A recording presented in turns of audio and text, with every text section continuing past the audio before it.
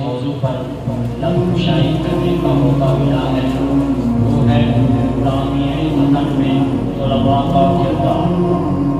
جناب والا، پچھلی کتابوں میں تاریخ گواہ ہے کہ کوئی بھی تحریک اس وقت تک کامیابی سے انقلاب نہیں ہو سکتی جب تک طلباء اپنی جدوجہد اور اپنی تمنائیں اس کی نظر نہیں کریں گے۔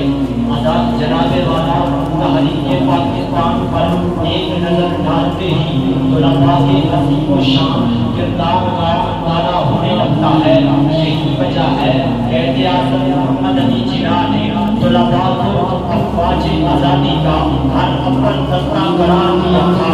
ہر اول دستہ وہ ہوتا ہے جو دشمن کی قوت کی پرواہ کیے بغیر اپنے جسم و جان کی بازی لگا دے۔ طلباء کرام نے تحریک آزادی میں ہر مشکلات کو آزادی کا انعام سمجھ کر سینے سے لگایا، اور طلباء کرام نے تحریک آزادی میں ہر مشکل کو، ہر چیلنج کو آزادی کا انعام سمجھ کر ان کو آباد کیا، ہر چیلنج کو آباد کیا، مشقتیں اور تکلیفیں برداشت کی، مسکرا کر تختہ دار کی زینت بن گئے۔ مگر کیا کیا قائد اعظم کی اس کے بعد کوئی بھیج نہ پہنچائی جو انہوں نے ہر اول دستہ قرار دیا تھا، اس کو بھیج نہ پہنچائی۔ پھر وجہ یہ نکلی، نتیجہ یہ نکلا کہ طلباء کرام کی نتیجے سے طلباء کرام کی جدوجہد کے طفیل غلامی کی شب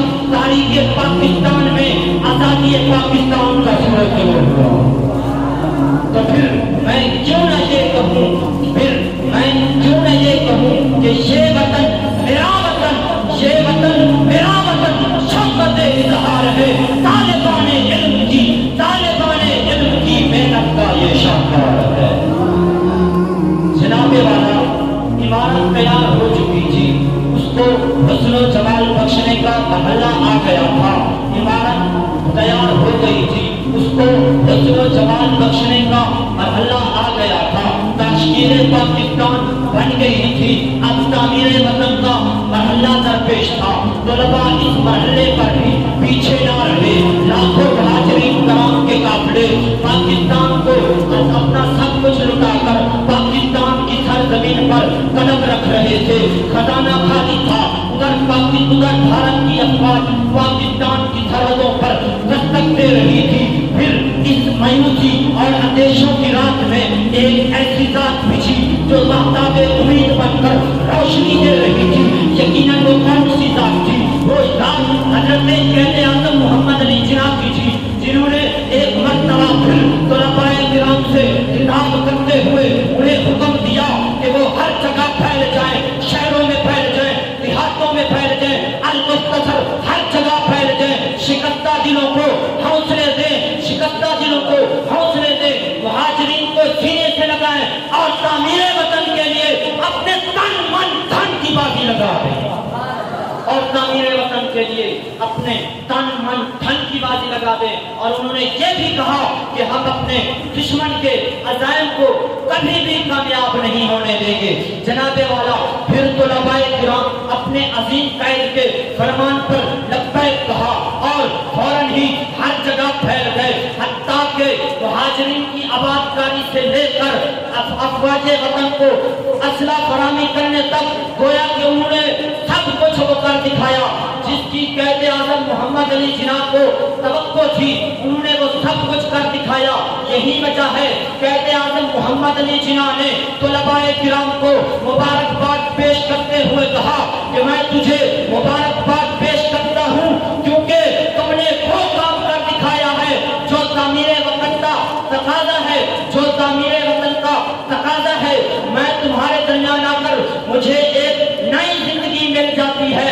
اب جو کہ ملک کی کشتی آزاد ہے اور اپنی منزل کی طرف رواں دواں ہو گئی ہے، تو پھر تم اپنے کالجوں اور سکولوں اور مدارس